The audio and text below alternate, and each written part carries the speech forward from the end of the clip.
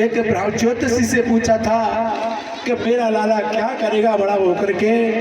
तो ज्योतिषी ने कहा था कि यशोदा तेरा लाला जब 11 बरस का हो जाएगा उसके बाद में तुझे छोड़ करके चला जाएगा और वो राजा बनेगा और वो फिर लौट करके तेरे पास में नहीं आएगा। क्या वही दिन आ गया है लाला? तुझे पता है तेरी मैया यशोदा तेरे बगैर एक पल भी नहीं रहती है। तू जरूर आना, मुझे छोड़ करके मत जाना, मैं तेरे बगैर जीवित नहीं रहूंगी। भगवान कन्हैया फिर रथ में बैठे, रथ आगे को बढ़ा, मैया से नहीं रुका गया। मैया फिर दौड़ पड़ी और मैया को एक पटक लग गई। भगवान कन्हैया रथ से फिर कूद पड़े। मैया से कहने लगी, माँ मुझे पता है तेरे प्रश्नों का उत्तर मेरे पास में नहीं है। माँ मैं सारे संसार को भूल सकता हूँ लेकिन तुझे कभी नहीं भूलूंगा। यशोदा मैया हाथ जोड़ करके कहने लगी, लाला तू जा रहा है मुझे छोड़ करके, अगर तू राजा बन जाए जा करके तो मैं तुझसे निवेदन कर रही हूँ हाथ जोड़ करके,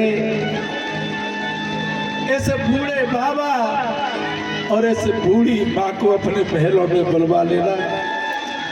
मैं दास और दासी बन करके हम दोनों रहेंगे, कभी किसी से ये नहीं कहेंगे कि ये मेरा पुत्र है, तू देवकी का पुत्र कहलाते रहना। आज मैया की गोद में बैठ गए भगवान कन्हैया। माँ मैं यशोदा का लाला हूँ, यशोदा नंदन बन करके रहूंगा। माँ मैं तुझे कभी नहीं भूलूंगा, कभी नहीं भूलूंगा। भगवान कन्हैया से मैया कहने लगी, लाला मैं तुझसे हाथ जोड़ करके एक निवेदन कर रही हूँ। मैंने तुझे एक दिन तूने मेरी माट मटकी फोड़ दी थी, मिट्टी की मटकी, उनके पीछे मैंने तुझे उखल से बांध दिया था। मैं तुझसे निवेदन कर रही हूँ कभी इस अपराध को मेरे को याद मत करना, कभी देवकी के सामने मत कहना कि मेरी मैया यशोदा ने और मिट्टी की मटकियों के पीछे मुझे उखल से बांध दिया था। मैं तेरे हाथ जोड़ती हूँ। भगवान कन्हैया मैया के आंख में लिपट गए। माँ मैं कभी नहीं स्मरण करूंगा तेरे इस अपराध का। आज रथ आगे के लिए चला है और मैया उस रथ की ओर भार भार देख रही है। लाला आज भगवान कन्हैया 11 वर्ष 54 दिन के हो गए। भगवान कन्हैया आगे के लिए चले, मैया रोने लगी। छोड़कर माँ की ममता को आज घनश्याम जाते हैं, आज घनश्याम जाते हैं। छोड़कर माँ की ममता को आज घनश्याम जाते हैं, आज घनश्याम जाते हैं।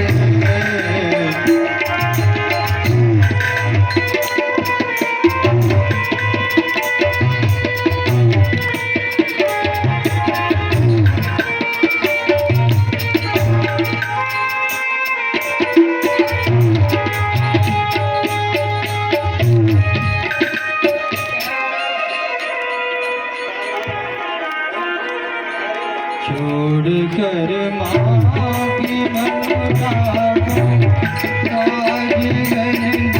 घनश्याम जाते हैं, आज घनश्याम जाते हैं।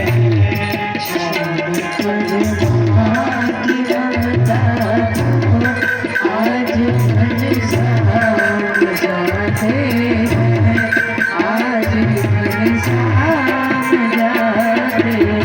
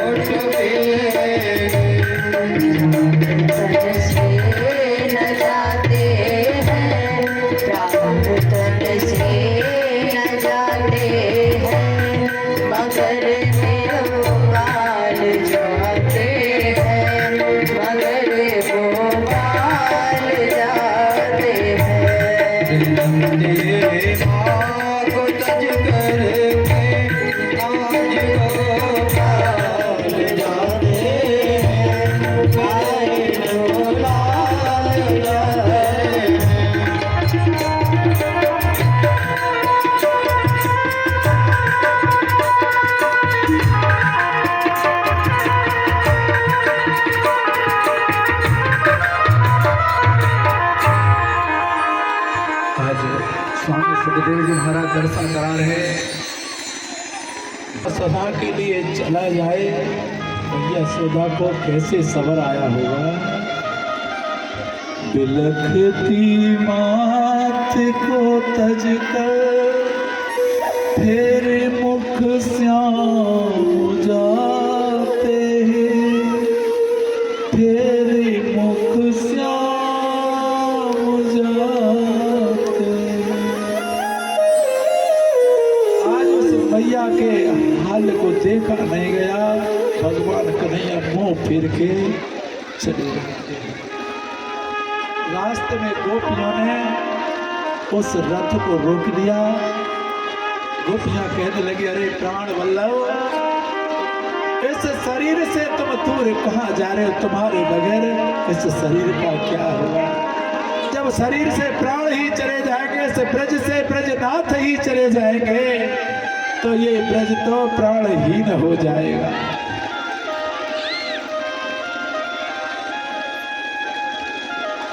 गोपियां भगवान कन्हैया समझाते हैं, गोपियों मैं परसों लौट करके आ जाऊंगा।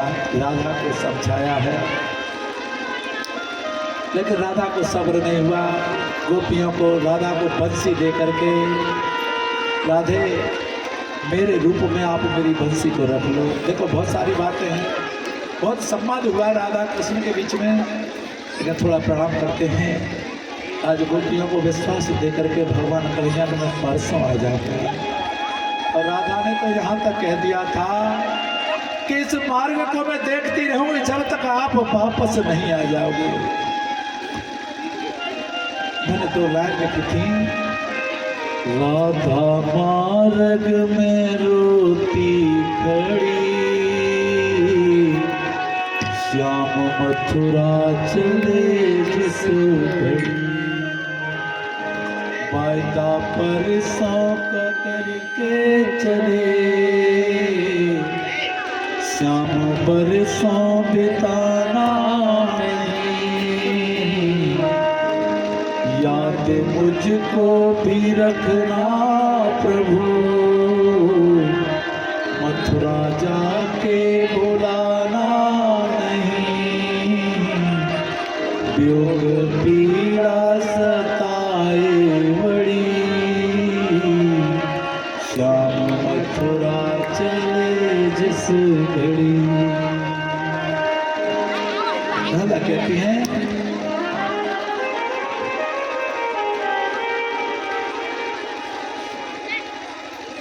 हे श्याम सुंदर, आप पैदा करके जा रहे हो। राधा जान रही है, लेकिन भगवान चले जाते हैं। अक्रूर जी ने स्नान किया यमुना में, पीछे से ग्वाल वाल सभी आ जाते हैं। ग्वाल वाल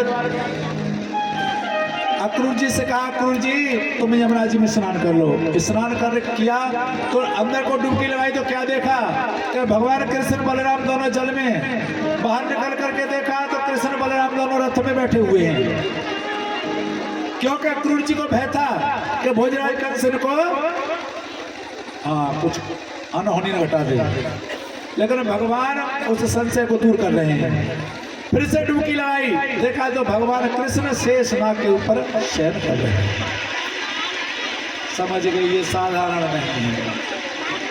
कहा, काका तुम अब चले जाओ, हम सैर करते हुए आएंगे। तब तक पीछे से ग्वाल वाल आ गए। ग्वाल वाल कहने लगे, कन्हैया कन्हैया, अरे तू कहाँ जा रहे हो लाला? अरे हमको बता क्यों ना आए हो? अरे भैया मैं मामा के यहाँ जा रहा हूँ। देख कन्हैया तू मामा के यहाँ जा रहा हो तो हमें बता के ना आयो, और तू मामा के यहाँ जा रहा है ताबत है। अरे कन्हैया तू पहले बता दे तो हमें, तो हम बढ़िया बगलबंदी पहन करके आवते और माथे पर थाप का हुआ चंदन लगाए कर हम ब्रजवासी बन के आवते। ये तो अब कहा चाहिए तुम्हें? कहते कन्हैया कपड़ा का तो ठीक ना है, तो वस्त्र की व्यवस्था करी जाए। अरे कन्हैया राम भलो करे तेरो, वस्त्रों की व्यवस्था करते। सामने से धोबी आता हुआ देखा भोजराज कंस का, और बाकी पोटली में बड़े जोरदार कपड़ा चमके चमकीले चमकीले। भगवान कन्हैया ने कहा, मामा जी राम राम। मान न मान मैं तेरा मेहमान, तू कहाँ का हमारा, जो कहाँ का हमारा भांजा बन गया? तू कहाँ तुम्हारा भांजा? देखो भोजराज कंस हमारे मामा, हम उनके भांजे, जो हमारे बड़े भैया ताऊ, मेरा नाम कृष्ण। अच्छा तो तुम ही कृष्ण बलराम हो?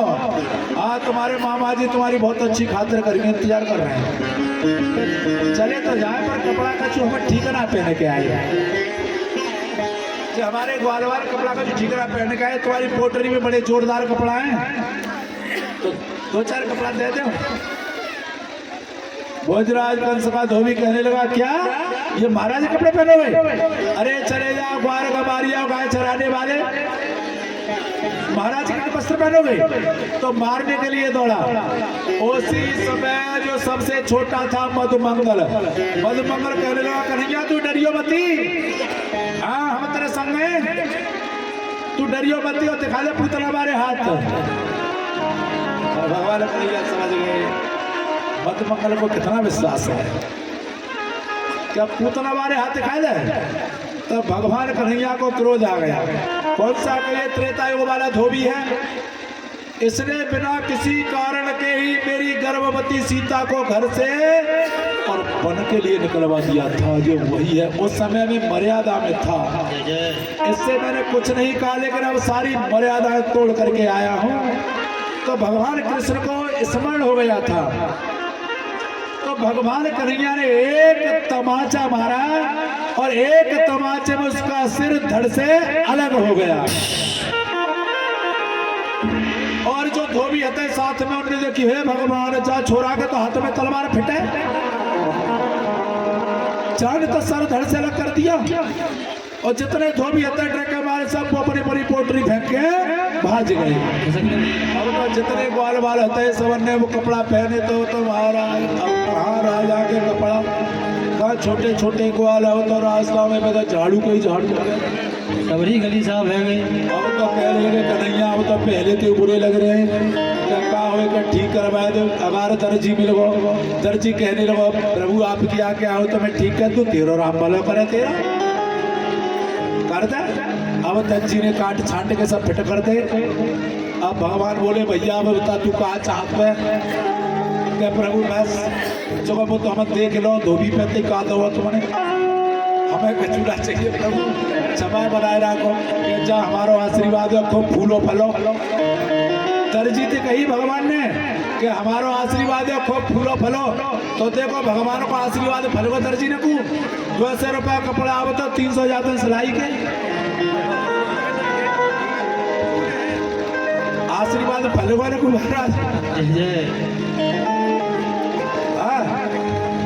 जितने को कपड़ा लाए वहां तो डोरी सिलाई है गई है। हाँ आशीर्वाद फल को तो ठीक लग रहे हो कन्हैया, लगे तो ठीक रहे, पर ये थोड़ी सी कमी ना गले में माला गिर जाए तो आनंद आ जाए। तो सामने से माली आए रो भानु की प्रभु आपकी आज्ञा हो तो हम पहना दे माला। अरे तो राम भलो करते ना, उसने माला पहना दी, आगे चले। अब कैसे लग रहे हो बताओ? कब कन्हैया तो बड़ा जोरदार काम है, बस एक ही कमी रह गई है, कहा कि माथे पर थापक थुआ चंदन लग जाए तो फिर तो पूरे ही ब्रजवासी है जाते। जय जय। तो सामने से कुबड़ी दिखाई दी, कुबड़ी से कहा सुंदरी। कुबड़ी कहने लगी सुंदरी कहने वाला कौन आ गया? सुंदरी कहने वाला कौन आ गया? मेरा नाम तो त्रिविका है, वैसे मेरा नाम शैलेंद्री है। क्या नाम है? शैलेंद्री। और मेरे कुबड़ है इसलिए मुझे त्रिविका कहते हैं, कोई कोई कुबड़ी भी कहता है, लेकिन सुंदरी कहने वाला कोई सुंदर ही होगा, सुंदरी कहने वाला कोई सुंदर ही होगा। और महाराज तुम जाने पीछे मुड़ के देखा, कोई नहीं बजेगा। अब देखो तेरा कहियो कुब्जा के कर में क्या है, कुब्जा के कर में